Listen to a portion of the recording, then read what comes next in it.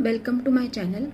So today we are going to talk about root canal treatment, RCT, that is root canal treatment.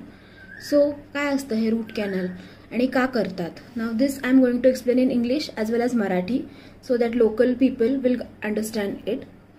So what is the root canal treatment? Now when there is a pain in the tooth, खूप जास्त दुखायला लागतं. Generally रात्री झोपलं की दात ठणकायला लागतो. असं झालं की आपण डेंटिस्टकडे जातो. मग काय करतात डेंटिस्ट? एक्सरे काढून घेतात दाताचा एकदा एक्सरे काढला की समजतं की कीड क्यूटपर्यंत गेली आहे. आता आपल्या दाताचे 3 लेयर असतात, एनॅमल, डेंटिन आणि पल्प.